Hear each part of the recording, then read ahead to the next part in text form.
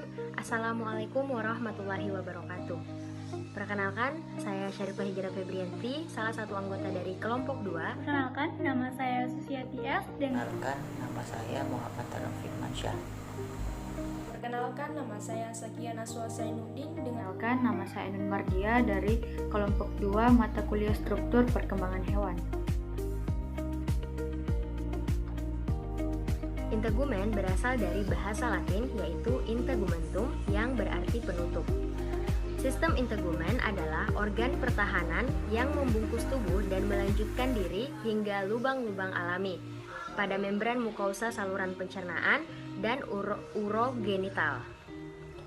Integumen tersusun dari kulit, rambut, kuku, bulu, sisik, appendix, atau glandula sinus, nasal, dan mamae.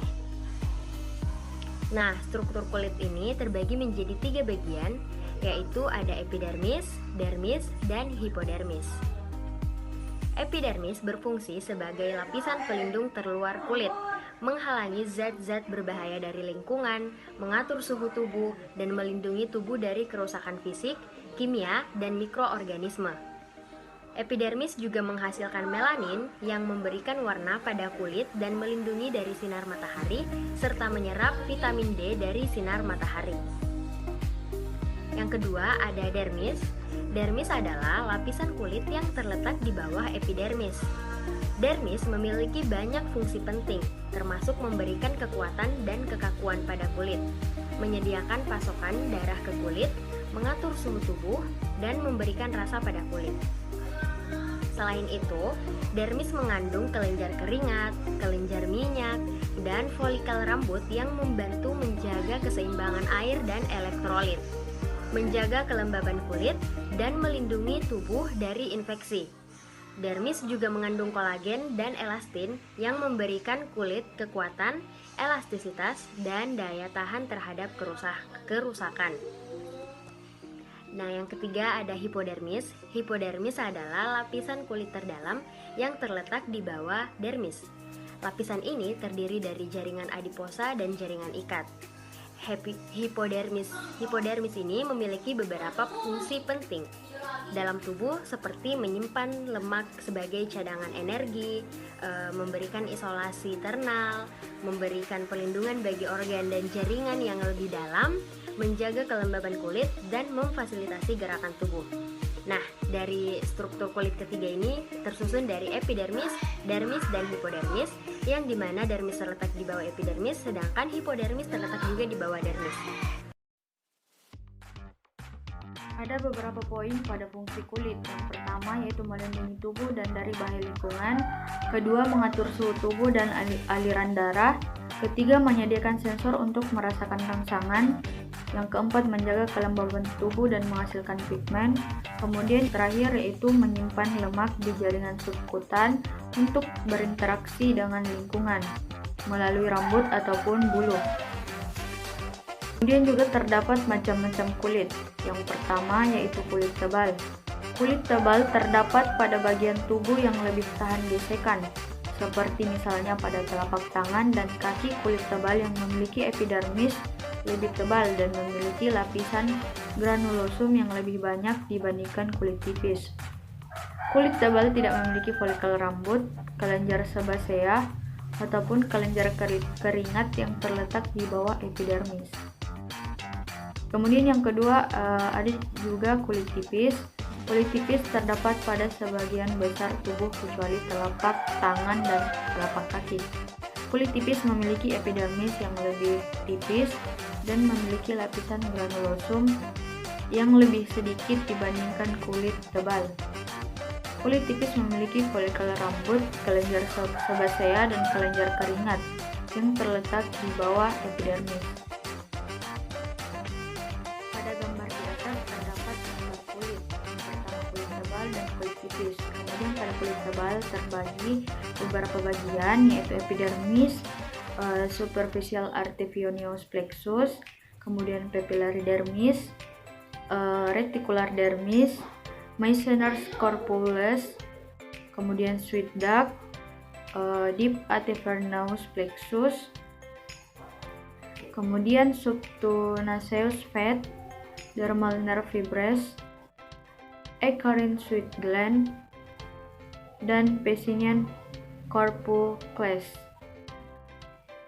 Kemudian pada bagian kulit tipis terdapat hair shaft, opening of sweat duct, dermal papillae,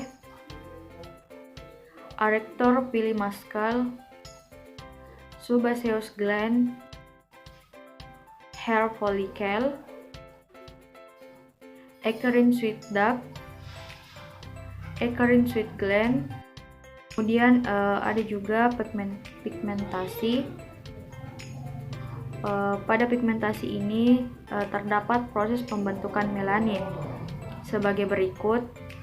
Proses pembentukan melanin itu terdiri atas 3. Yang pertama, sel-sel yang berperan dalam menghasilkan butir-butir pigmen disebut melanobas. Kemudian yang kedua, di dalam sitoplasma sel terdapat enzim depeoksidase yang kemudian membawa darah asam amino tirosin. Kemudian yang terakhir yaitu tirosin oleh enzim depeoksidase dengan bantuan sinar ultraviolet diubah menjadi melanin. Baik, saya akan menjelaskan sedikit bagian-bagian derivat-derivat kulit yang saya ketahui. Yang pertama itu ada rambut, kelenjar, yang ketiga bulu, yang keempat tanduk, yang kelima sisik, yang keenam kuku. Yang pertama rambut. Rambut adalah organ seperti benang yang tumbuh di kulit hewan, terutama mamalia. Rambut muncul dari epidermis atau kulit luar, walaupun berasal dari folikel rambut yang berada jauh di bawah dermis. Seperti yang kita ketahui, bahwasanya rambut memiliki fungsi yang fungsinya itu adalah mengatur suhu tubuh atau isolator dan sebagai organ indera, misalnya pada fibrisae atau rambut sinus. Susunan rambut terdiri dari atas shaft, akar rambut, folikel, papilla, dan 3 lapisan epitel, yaitu 1. Kelenjar minyak, 2. Otot berekor membuat rambut bisa berdiri, yang ketiga itu pembuluh saraf, yang keempat saraf. Adapun bagian kedua yaitu kuku. Secara pengertian, kuku adalah bagian tubuh binatang yang terdapat atau tumbuh di ujung jari. Kuku tumbuh dari sel mirip gel lembut yang mati, mengeras, dan kemudian terbentuk saat mulai tumbuh dari ujung jari. Adapun fungsi utama kuku adalah melindungi ujung jari, lembut dan penuh urat saraf, serta mempertinggi daya sentuh. Kuku juga terdiri dari sel tanduk yang mengalami modifikasi yang bersatu dengan kuat. Pada bagian proksimal, kuku terbentuk dalam matriks kulit. Dasar kuku terdiri dari sel prickle yang mengalami modifikasi, di mana kuku tersebut melekat dengan kuat. Kuku sebagian memperoleh warna dari darah dan sebagian dari pigmen dalam epidermis, terutama melanin. Adapun bagian selanjutnya yaitu sisik. Sisik secara umum berarti secaman, lapisan kulit yang keras dan berhelai-helai seperti pada ikan, ular, atau kaki ayam. Macam-macam sisik. Yang pertama itu yang saya ketahui, sisik kosmoid. Sisik yang dianggap paling primitif terdapat pada Osteichthyes. Yang kedua, sisik paleoniskoid terdapat pada bangsa ikan Palaeoniskoidae. Yang ketiga itu sisik ganoid. Yang ketiga, sisik ganoid ditemukan pada ikan-ikan suku Lepidosteidae. Yang keempat itu sisik leptoid. Sisik ini biasanya berbentuk bulat dan selalu hanya terdiri dari satu lapisan tulang. Umumnya terdapat pada ikan teleosel. Yang kelima, yang terakhir, sisik palakois. Sisik palakois dimiliki oleh ikan hiu dan ikan-ikan bertulang rawan lainnya. Bulu adalah struktur keratin yang karakteristiknya terdapat pada bangsa Apes dan dianggap sebagai modifikasi dari sisik.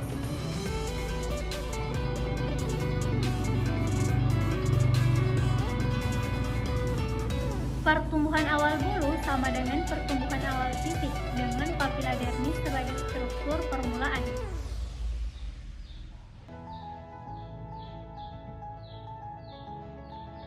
Macam-macam bulu diantaranya yang pertama, pennae, yang hanya terdapat pada daerah tertentu dari tubuh yaitu daerah Riley. Yang kedua, plumula, merupakan bulu-bulu yang kecil dengan racis yang banyak.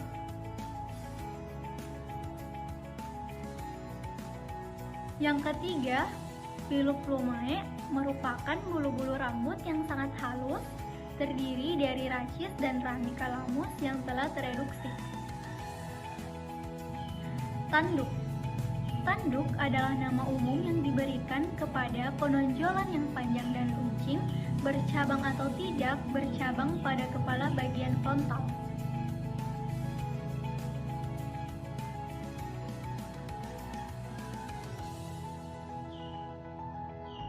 Macam-macam tanduk. Yang pertama, tanduk kosong, seludang set tanduk yang melapisi sumbu tulang, tak bercabang dan tak pernah tinggal pada beberapa hewan yang baik pertumbuhannya pada hewan jantan.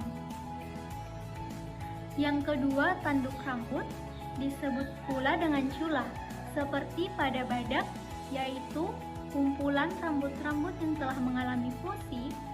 Cula atau tanduk rambut tidak dapat lepas dan tidak pula bercabang. Yang ketiga, rangga atau antler. Pada rusa terdapat penonjolan tulang frontal yang dapat tumbuh dan bercabang dan dapat pula dilepaskan. Jadi bukan derivat kulit. Lapisan kulit hanya ada pada saat pertumbuhan. Setelah ukuran penuh dicapai, kulitnya akan mengelupas. Kalenjer adalah alat tubuh yang menghasilkan getah atau sekret tertentu. Saluran melingkar dan bermuara pada kulit arih dan berbentuk pori-pori halus. Fungsi kalenjer keringat sebagai alat sekresi juga berperan sebagai alat pengatur selain suhu atau termoregulasi. Kalenjer ekrin terdapat di semua kulit.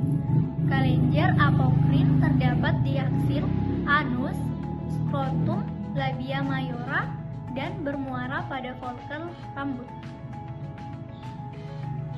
Kalenjer mamae hanya dimiliki oleh mamalia. Kalenjer sebaceae menghasilkan minyak untuk mencegah kekeringan, berfungsi mengontrol sekresi minyak ke dalam ruang antara folikel rambut dan batang rambut yang akan melunasi rambut sehingga menjadi halus, lentur, dan lunak. Kalenjer bau atau scarlet gland terdapat pada cucu urut. Biasanya terdapat pada sekitar anus atau perineum. Peranan biologisnya mempunyai hubungan dengan kehidupan kelamin. Kalenjer meibom terdapat pada kelopak mata. Sama halnya dengan kalenjer lakrimal yang juga pada kelopak mata. Derivat adalah struktur tambahan yang tumbuh dari bagian tubuh tertentu dan memiliki fungsi yang spesifik. Derivat sistem integumen pada ikan atau Pisces meliputi berbagai struktur seperti sisik, yang berfungsi sebagai lapisan pelindung kulit dan lendir, melindungi terhadap infeksi. Lalu jaringan adiposa membantu dalam termoregulasi. Lalu ada sirip berperan dalam gerakan dan pengontrolan arah gerakan, dan pigmen kulit digunakan untuk menyesuaikan warna dan komunikasi. Sifat sistem integumen pada amfibi mencakup kulit, kelenjar lendir, dan kelenjar beracun. Kulit amfibi tipis dan memungkinkan pertukaran gas dan air serta berperan dalam menjaga keseimbangan air dan elektrolit dalam tubuhnya. Lalu ada kelenjar lendir, menghasilkan lendir untuk melindungi kulit dari infeksi bakteri dan jamur. Yang terakhir ada kelenjar beracun yang menghasilkan racun untuk melindungi amfibi dari predator. Derivat sistem integumen pada reptil mencakup sisik, kulit, kelenjar, dan selaput pelindung di bawah sisik. Sisik pada reptil adalah struktur yang kuat dan tipis yang membentuk lapisan pelindung atas kulit dan melindungi reptil dari cedera fisik dan predator. Kulit pada reptil biasanya kering dan mengandung pigmen untuk membantu dalam adaptasi terhadap lingkungan di sekitarnya. Lalu ada kelenjar pada reptil menghasilkan berbagai zat seperti kelenjar minyak untuk melumasi sisik dan kelenjar bau untuk mempertahankan daerah kekuasaannya. Selaput pelindung di bawah sisik berperan dalam memperkuat dan melindungi kulit dan mengontrol pengeluaran air dan garam.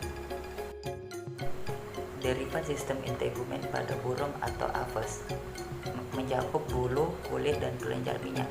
Bulu adalah struktur unik yang membedakan burung dari hewan lainnya dan berfungsi dalam isolasi termal, perlindungan dari cedera, dan pengaturan aerodinamika selama terbang. Kulit pada burung tipis dan berperan dalam termoregulasi serta melindungi dari cedera dan infeksi. Kelenjar minyak pada burung menghasilkan minyak untuk melumasi bulu dan kulit, menjaga kelembapan, dan melindungi dari sinar UV. Derivat sistem integumen pada mamalia mencakup rambut, kulit, kelenjar, dan kuku. Rambut pada mamalia berfungsi dalam isolasi termal, perlindungan dari cedera, serta memberikan sensorik. Kulit pada mamalia mengandung pigmen dan berperan dalam termoregulasi serta melindungi tubuh dari cedera dan infeksi.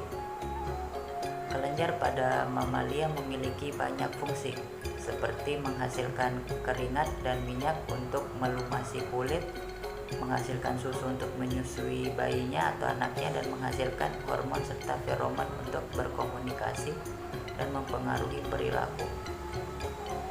Kuku pada mamalia membantu dalam gerakan dan memberikan perlindungan dari cedera.